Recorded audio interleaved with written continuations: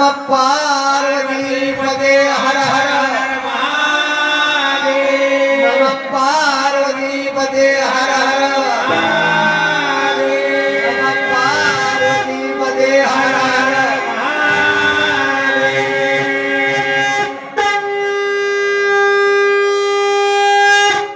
याप्रमाणे आपल्या भागवताची परिपूर्णता या ठिकाणी झालेली आहे.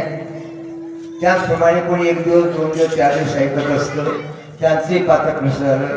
कारण समर्थाची या पंक्ती भोजने तळल्यावर या एकची पक्वाने श्रीमंताच्या घरची पंक्ती नसल्या खालच्या माझ्या तसा का वरच्या सगळ्यांना बुंदीच.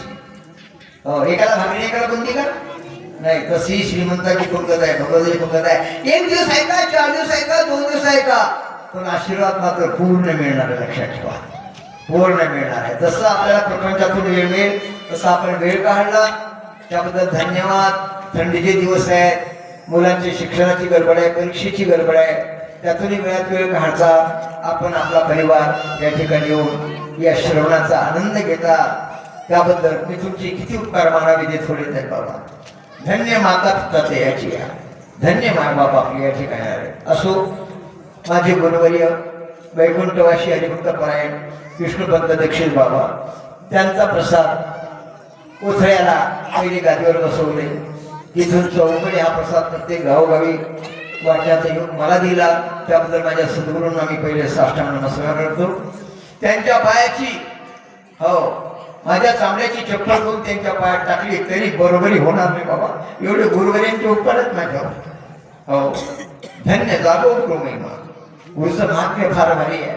कारण तो देवाचाही देव, धन्य माझा सद्गुरू राव. ते देवाचे देव असतात, ते बाकीच्या देवाला नाही मानत, पण माझ्या गुरुला कधी दिसत नाही स्वप्नात. गुरुर ब्रह्मा गुरुर विष्णू गुरुर्देव महेश्वरा गुरु साक्षात परब्रह्म तस्मै श्री गुरुवे नमः. म्हणून माझ्या गुरुवेरांना आशीर्वाद मागतो. सेवा चुकलं बुकलं माफ करा, क्षमा करा. पुन्हा त्या ठिकाणी मी अभ्यास करून चुकीची दुरुस्ती करण्याचा प्रयत्न करेन.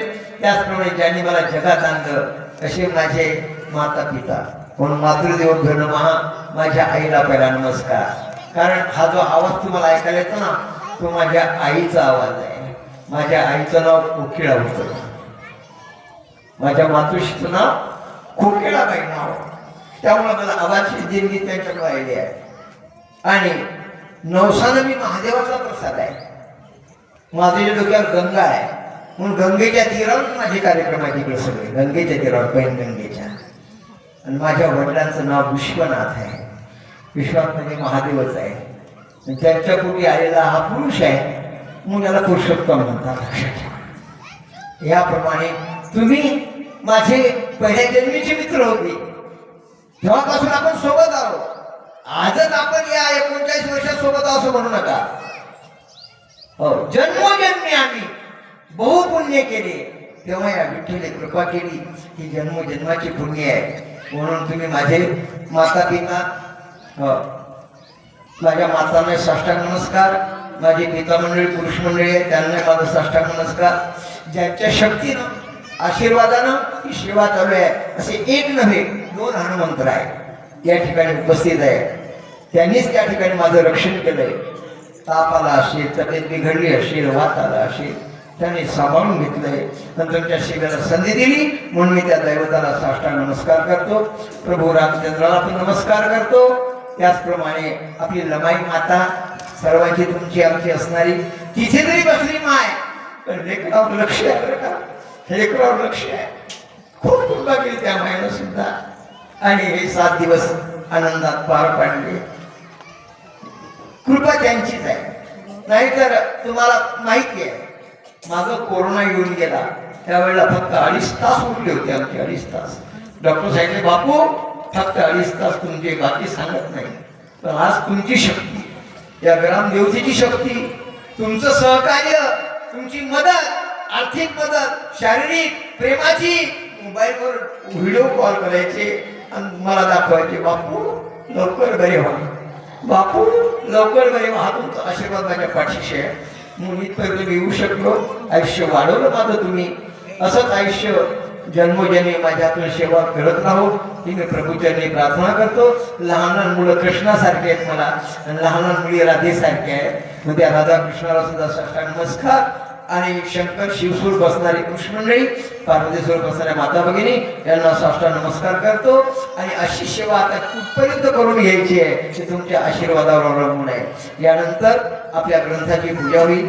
यजमान आपले भागवताचे असणारे पुजारी बुवा हरिश्चंद्र असणारे त्या ठिकाणी चंद्रकांत भाऊ सपत्नीक हे पूजा करतील. गावकरी मंडळी कार्यकारी मंडळी ग्रंथाची पूजा करतील. आणि त्यानंतर आरती आणि प्रसाद इथे जागेवर मिळेल. आरती होईल. आरती नंतर पहिले पुरुष मंडळी येऊन प्रसाद घेऊन जातील, कारण त्यांना वेळ लागत नाही. हळद कुंकू वेळ लागत नाही त्यांना.